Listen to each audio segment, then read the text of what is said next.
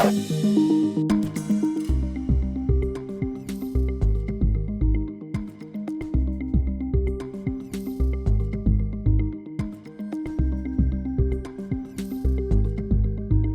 now, from the CFTK-TV studios, this is Open Connection with your host, Robert Pictou.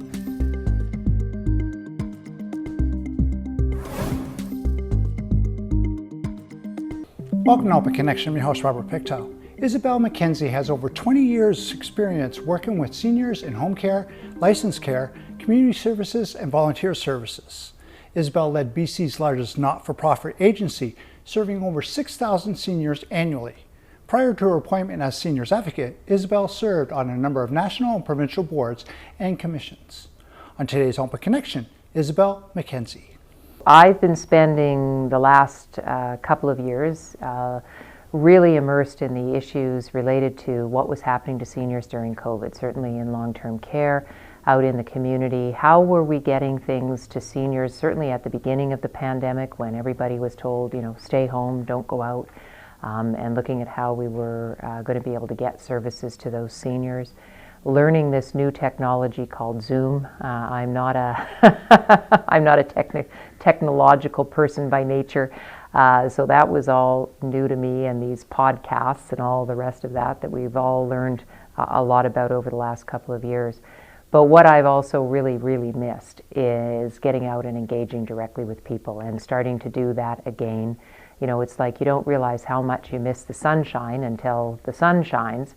I didn't quite realize how much I was missing that, and how the virtual connections, while they were good because the alternative was none, they're not a substitute for meeting and engaging with people in person. Well, frankly, the residents I was talking to were pretty happy. I think, McConnell Place is great. Terrace just needs more of them, right? So, and more long-term care for those who need it. But I actually believe the more urgent need is for more assisted living. That there are people I met in the long-term care side that could probably be in assisted living, but there just aren't enough units. And so we need to look at how are we going to increase those opportunities in communities like Terrace in the north, and also around those seniors who are still at home, and how are we going to better support them to be at home. It's an interesting thing. Throughout BC, there are a variety of these senior centers like with the Happy Gang. And we've focused a lot on keeping people in their homes, which is where everybody says they want to live. And our focus has all been about, we will come to you, and, we'll clean your house, and we'll cut your lawn, and we'll, clear your driveway of snow. But we forgot the other half of it, which is we also have to make sure people come out of their homes, right? And that's where the senior centers like Happy Gang come into the picture. And we haven't been, I don't think, as aware of their importance, and as aware of they don't get the kind of government funding usually that we give to some other programs that are when we go into the home, right? That we've got to, okay, that's half the equation. The other half is the ability, once we've cleared that driveway of snow, there has to be somewhere for them to go. And so that's, it is a great center, the Happy Gang. I mean, I think it's all volunteers that are over there, and they're putting on this fabulous lunch. They've got a good roster of activities. The speaker following me was from, I think it's Northwest Savings, talking about potential frauds and scams for seniors. So there's a lot of education going on. And it's also, we've had 2 years of people not getting out and engaging with others. And don't forget that, the COVID-19 was most serious for older people. So the hesitations around gathering and getting out, have been amplified in the older population. So it's really encouraging, and I've seen quite a bit of it on the tour this week of seniors getting back out and engaging with people in things like their local senior center. Open Connection will be right back after these messages. And now, from the CFTK-TV studios, this is Open Connection with your host, Robert Pictou. Thank you for staying with us. Isabel led the implementation of a new model for dementia care that has become the national best practice and led the first safety accreditation for home care workers. Let us return to the conversation as Isabel shares about the impacts of COVID-19. You know, we have to understand that tragically during COVID, some people lost their lives. In long-term care, many people died, not from COVID, but from other things. But other people in the community, and arguably in McConnell, they lost 2 years of their life in terms of going out and about and doing the things that they wanted to do. And for some people, during those 2 years, their health may have deteriorated. And it's that there's some of the things they might have been able to do a year ago they aren't going to be able to do now. Can some of those people regain function? Some possibly. Some sadly actually won't be able to regain their function. But when we look at what do we need to do to improve the quality of life in places like long-term care and like assisted living, one of the big lessons we learned during COVID was the importance of family. And I think those of us who work in the system were maybe quite taken aback by the degree to which family members are actually critical to the quality of life of somebody living in long-term care. And the other interesting thing is in the world I come from, we focus a lot on what we call caregiver burden. So, we're providing care in the community, but these family members are burdened by this care, and we would talk about caregiver burnout, and we would have all these, plans for how we could, relieve that family member of the caregiving burden. What was fascinating to learn in COVID-19, when we looked at families being separated from their loved ones in long-term care, is the burden of not being able to be the caregiver.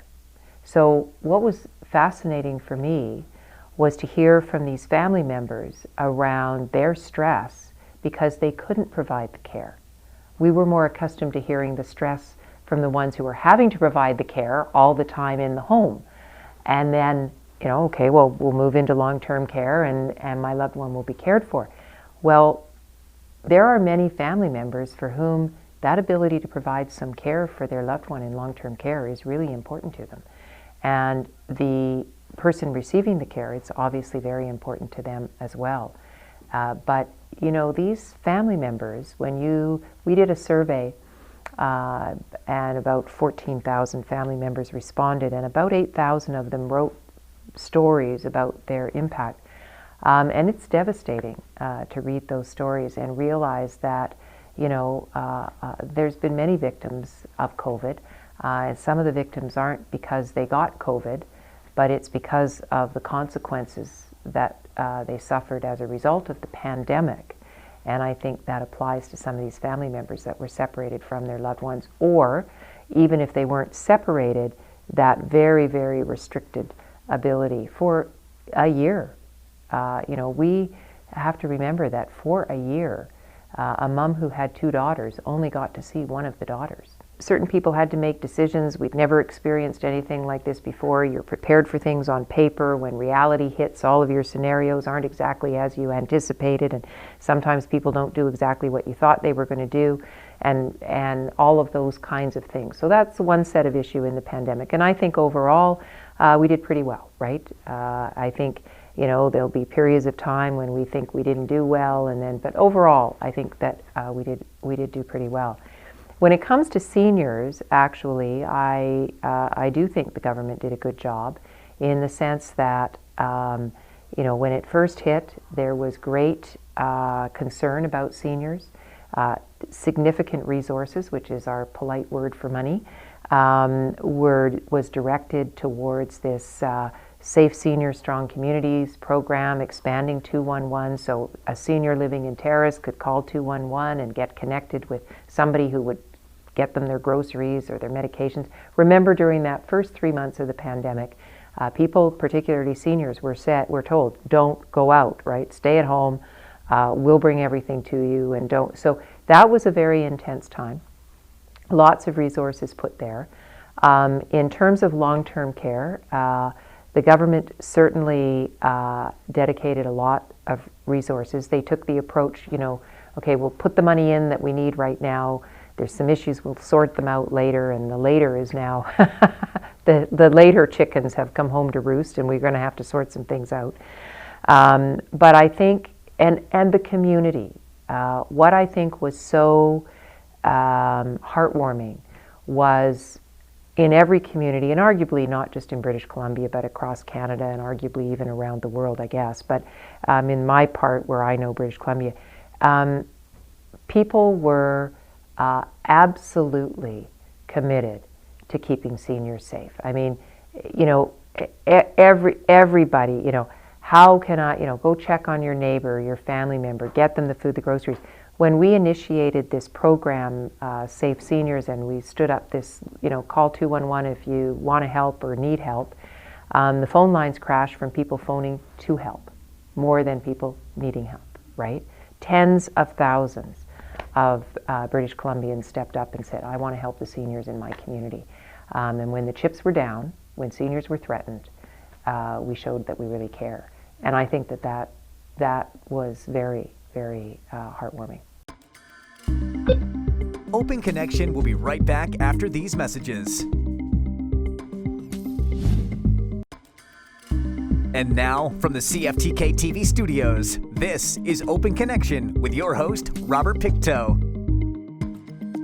Welcome back to Open Connection. Healthcare analysis has potential to reduce the cost of treatment, predicts outbreaks of epidemics, avoid preventable diseases, and improve the quality of life in general. The average human lifespan is increasing across the world population. Let us return to the conversation as Isabel shares a troubling trend when she was reviewing healthcare data for the first time. We work, the First Nations Health Authority are really where those resources are, because I think, you know, the supports that are going to be best are going to be supports from within the Indigenous community, and that's going to come from First Nations Health Authority, and so that is where Indigenous seniors would be turning, I think, to help. I still remember the first time when I was looking at healthcare data and looking at life expectancy tables and looking at it was called First Nations, not Indigenous, in the data table, and life expectancy, and thinking there's got to be a typo here. There's got to be a mistake in terms of the much shorter life expectancy in First Nations than the other population.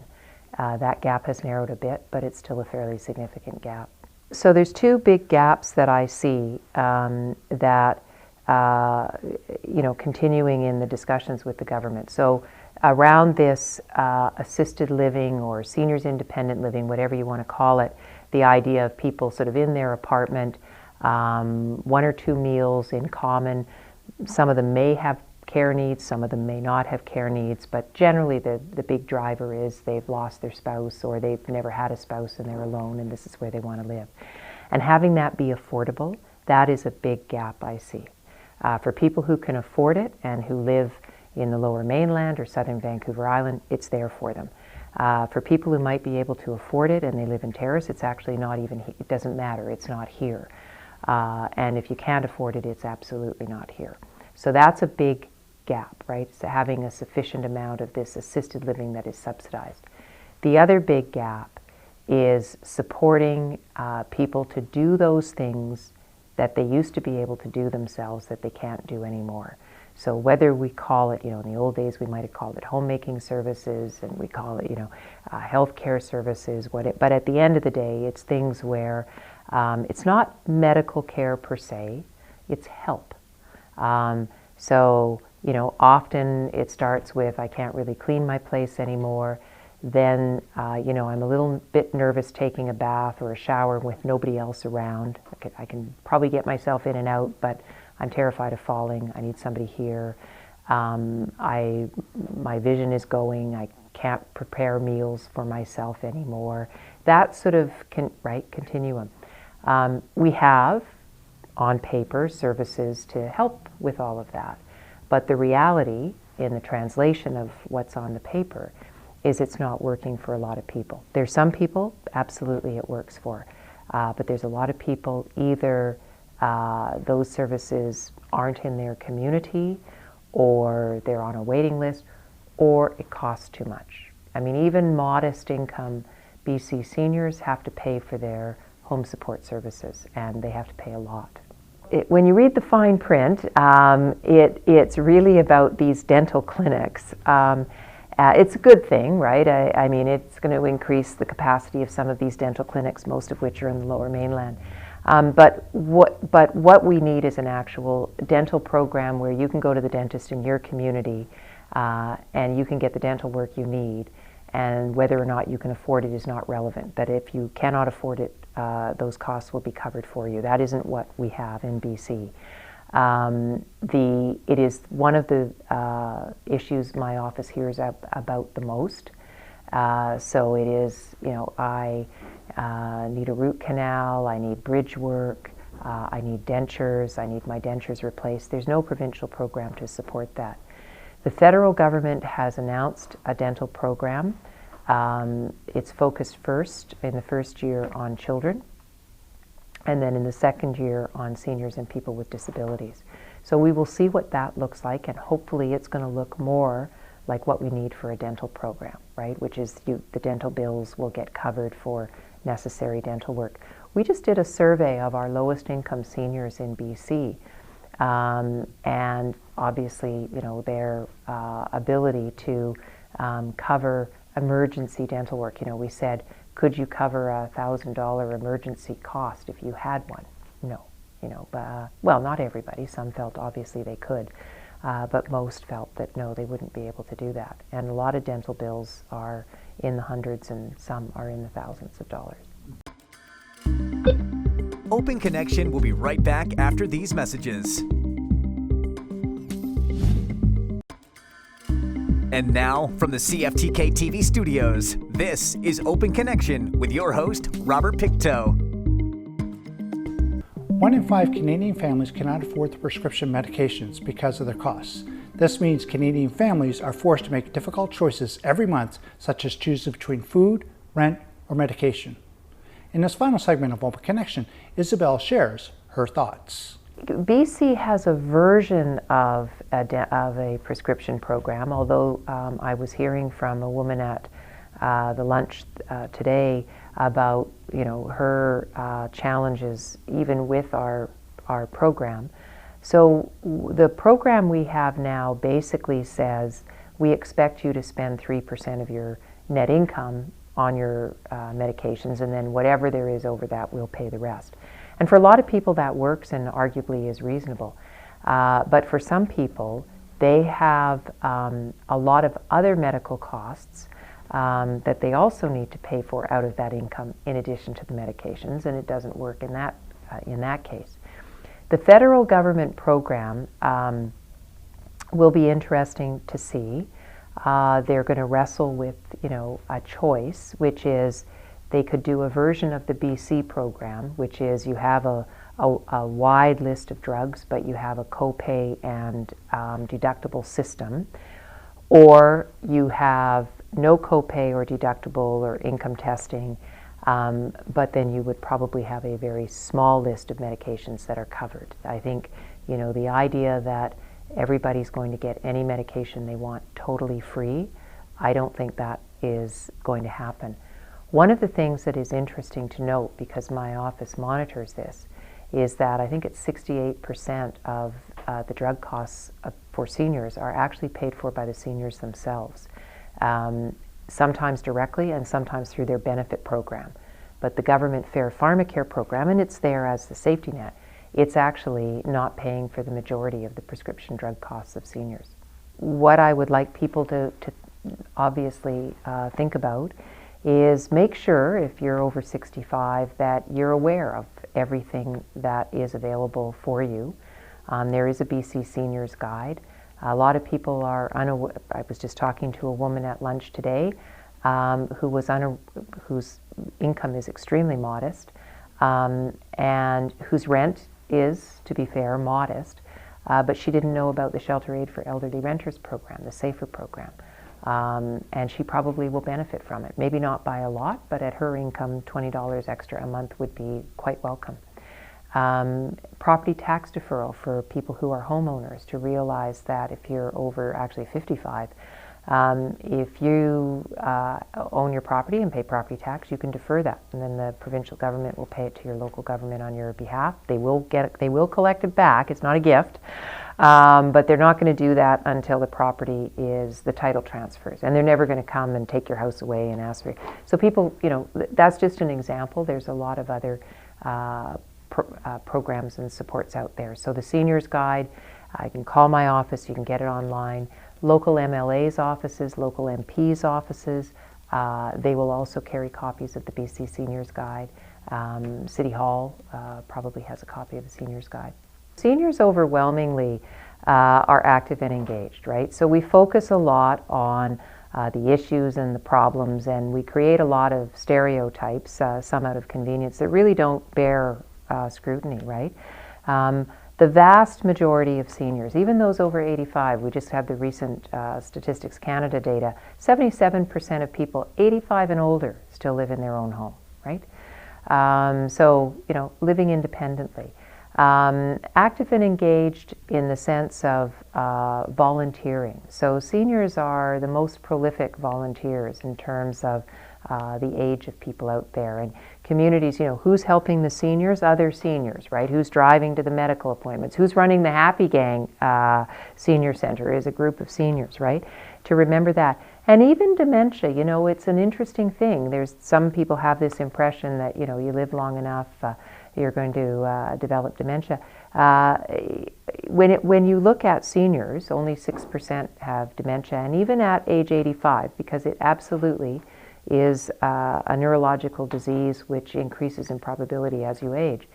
But even at age 85, 20% of people do have dementia, but 80% don't. And I think that's an important thing to remember, that when a lot of us and a lot of younger people see somebody who looks old and they're struggling with the PIN pad number at Safeway, and they're thinking, oh, they forgot the PIN pad number. Actually, no, the more likely reason is their eyesight might be going a little, or they might have a little dexterity issue. But most people, overwhelmingly, the seniors are engaged. They have the ability to know their own mind and know what they want, and our job is to respect what they want. And that's most challenging when it isn't what we think they should want. But they have that capacity. And one of the messages, there's a poem by a poet called Tennyson, one of my favorites, and it's a long poem. I won't quote it all, Ulysses, but it talks about aging, and at the end, it's I say, to paraphrase, to wake up each morning and to strive, to seek, and not to yield. Right, is the message to his aging compatriots, and that's my message to seniors: is that every day get up and strive and seek and don't yield, and to everybody else, the message is seniors are very competent people for the most part, and they know their own mind, and don't confuse an aging body with a mind that can't work any longer. It's not the same thing, and we've got lots to look forward to. We've absolutely got issues and challenges, but I think we will meet those in the future. Thank you for joining us for this episode of Open Connection. The greatest distance in the existence of man is not from here to there, but the connection from his mind to his heart. If we can conquer that distance, we can soar like an eagle and realize our immensity within. I'm Robert Pictou.